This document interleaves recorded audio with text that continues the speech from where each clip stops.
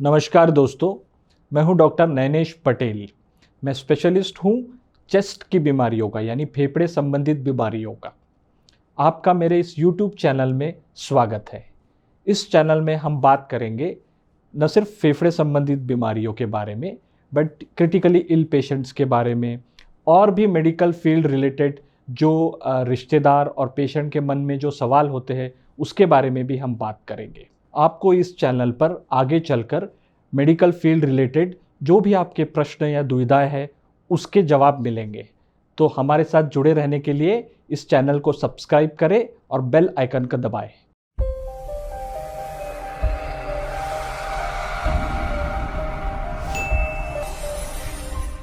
तो दोस्तों, आज का हमारा विषय है अस्थमा। अस्थमा क्या होता है? अस्थमा जो है यह हमारे सांस की नलियों की एलर्जी वाली बीमारी है। इसमें होता यह है कि हमारी सांस की नलियों की जो अंदर की कवरिंग है या अंदर का जो आवरण है उसमें एक तरह की सूजन आ जाती है और इस सूजन के आ जाने से सांस की नली जो है वो अति संवेदनशील या सेंसिटिव हो जाती है और जब भी इस सांस की नली का कांटेक्ट या संपर्क किसी ऐसी वस्तु से होता है जिससे उसको इरिटेशन पहुंचे या तकलीफ पहुंचे तो फिर वो रिएक्ट करती है। रिएक्ट कैसे करती है?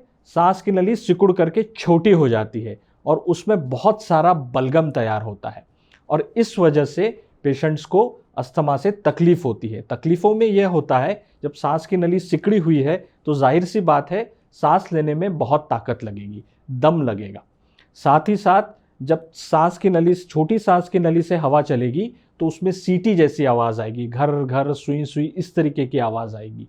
सीने में बलगम फंसा होने के कारण सीना भरा भरा लगेगा और उसमें जकड़न सी महसूस होगी। तो यही सारे लक्षण, जैसा मैंने आपको बताया कि सांस लेने में दिक्कत होना, सीने में से घर घर सुई सुई जैसी आवाज़ आना, सीने में जकड़न महसूस होना, यही अस्थमा के लक्षण होते हैं। तो इस बीमारी की टेस्टिंग और इलाज पे जाने से पहले यह जानेंगे कि ये बीमारी किन लोगों को होती है और क्यों होती है। यह बीमारी जनरली देखा गया है कि अनुवांशिक होती है, यानी माता पिता से ही बच्चों को मिलती है और यह बीमारी ज़्यादातर लोगों को बचपन से होती है, लेकिन हर पेशेंट को तकलीफ बचपन से नहीं होती। जब कभी उनका संपर्क ऐसी वस्तुओं से होगा जिससे उनको एलर्जी है या तकलीफ हो सकती है, तब जा कर के उनको इसके लक्षण दिखना शुरू होते हैं और ज़रूरी नहीं है कि ये बचपन में ही दिखाई दे। कई बार ये जवानी में और कुछ कुछ पेशेंट में तो इवन बुढ़ापे में ये लक्षण दिखते हैं। लेकिन महत्वपूर्ण बात यह है कि अनुवांशिक बीमारी है, खानदानी बीमारी है, तो किसी न किसी फैमिली मेंबर को ज़रूर इस प्रकार की तकलीफ होती है। तो यह एक महत्वपूर्ण जानकारी होती है अस्थमा की बीमारी को डायग्नोस करने के लिए कि किसी फैमिली मेंबर को यह बीमारी होती है। तो यह बीमारी का पता कैसे लगाया जाता है?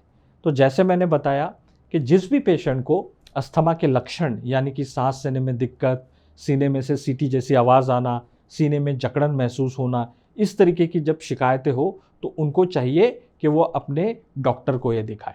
जब आप डॉक्टर के पास जाते हैं तो सबसे पहले डॉक्टर आपके लक्षणों पर ख्याल देते हैं। जब उनको लगता है कि हाँ ये अस्थमा के लक्षण है तो फिर अस्थमा की टेस्टिंग की जाती है।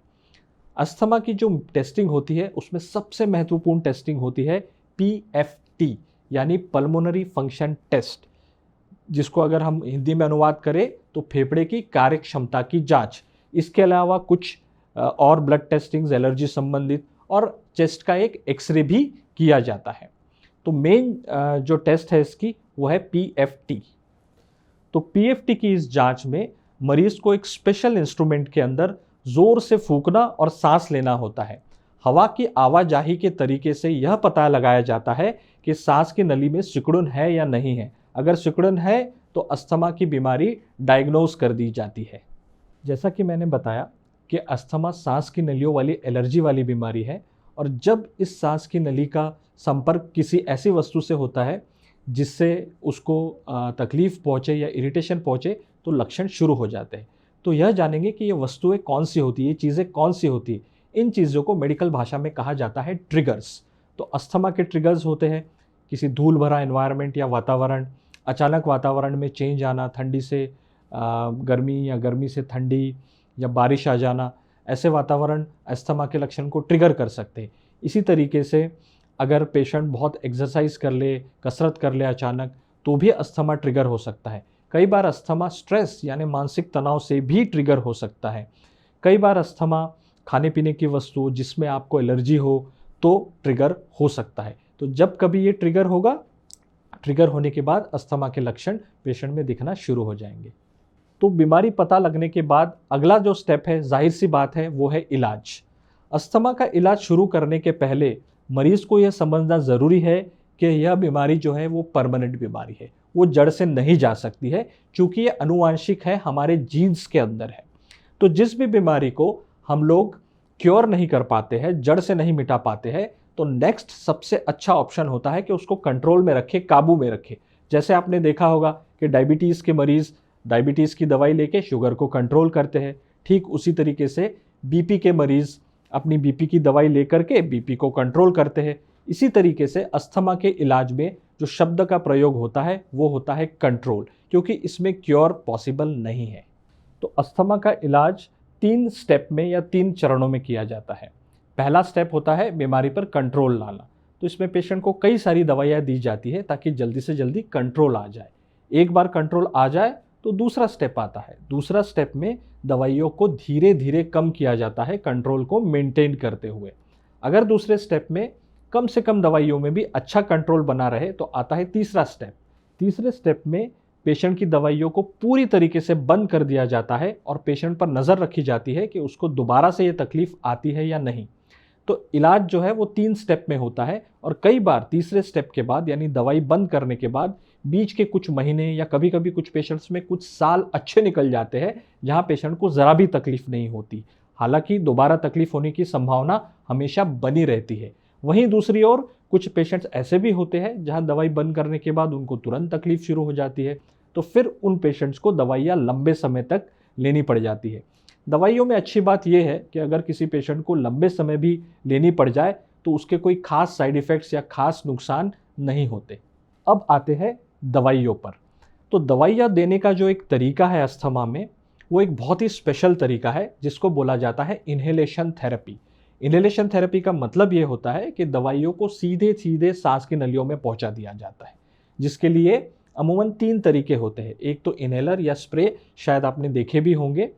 दूसरा तरीका होता है नेबुलाइजेशन, जहां एक मशीन में दवाई लिक्विड फॉर्म में होती है, उसको उस मशीन में डाल दिया जाता है और वो मशीन वो लिक्विड को वेपर में कन्वर्ट कर देता है और पेशेंट उसको हर सांस के साथ अपनी सांस की नलियों में इनहेल कर लेते हैं। वहीं एक तीसरा तरीका भी होता है जहां कुछ पाउडर वाली कैप्सूल्स होती है दवाइयों की, जो एक स्पेशल मशीन में डाल के उसको तोड़ के पेशेंट उसको मुंह से खींचकर सांस की नली में पहुंचाते हैं। तो इसको कहते हैं इन्हेलेशन थेरेपी, जो स्पेशल अस्थमा के लिए बनी हुई है। अब हम जानेंगे अस्थमा में प्रयोग में लाने जाने वाली दवाइयों के बारे में। इसमें मुख्यतः 2 प्रकार की दवाइयाँ होती है। एक जिसको हम बोलते हैं कंट्रोलर, यानी जो बीमारी को कंट्रोल करे, और दूसरी हम कहते हैं रिलीवर, यानी जो राहत देने वाली दवाई, राहत दे जो आपको। तो मुख्यतः दवाइयों में ये 2 भागों में बांटा जाता है। कंट्रोलर दवाइयों का काम होता है जो सांस के नली के अंदर जो सूजन बनी हुई है, जो एलर्जी बनी हुई है, उसको कंट्रोल करना। जबकि रिलीवर दवाइयों का काम होता है जो सिकड़ी हुई सांस की नली है उसको खोलना और उसमें फंसे हुए बलगम को बाहर निकालना।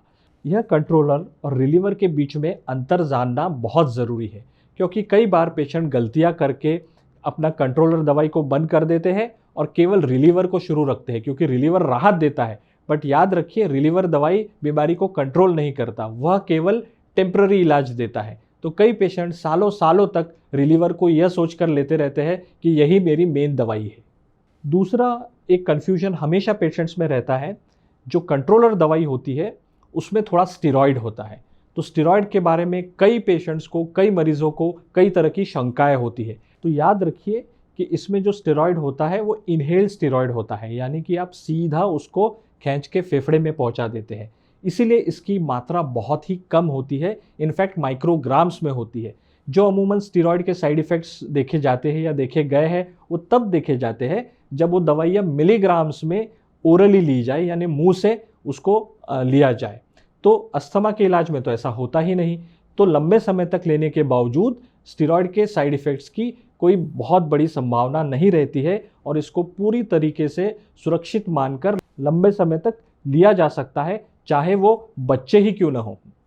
तो सारांश में अस्थमा ये सांस की नलियों की एलर्जी वाली बीमारी है। यह बीमारी परमानेंट ठीक नहीं हो सकती, लेकिन अच्छी बात यह है कि इसको कंट्रोल करना आज की मॉडर्न दवाइयों द्वारा बहुत ही आसान है। दवाइयाँ सेफ है और लंबे समय तक ली जा सकती है। तो यह था अस्थमा। तो दोस्तों, यह अस्थमा संबंधित जानकारी ज़्यादा से ज़्यादा लोगों को, खासकर अस्थमा के मरीज़ को आप शेयर कर सकते हैं। आपके किसी भी तरीके के और सवाल होंगे तो कमेंट बॉक्स में ज़रूर टाइप करें। हम कोशिश करेंगे कि उसके जवाब आपको दे सकेंगे। वीडियो देखने के लिए बहुत धन्यवाद। Thank you.